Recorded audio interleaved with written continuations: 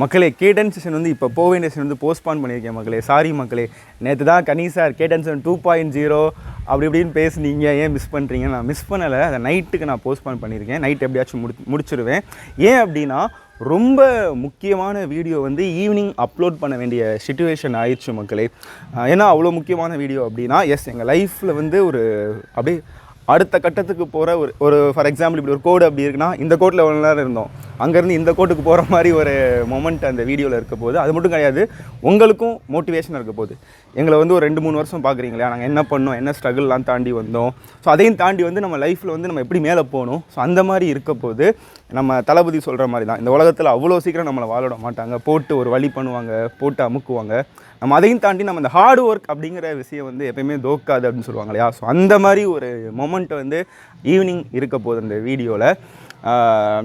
பாருங்கள், அந்த video miss பண்ணாமல். இதிலே சொல்லிட்டேன் எப்படி.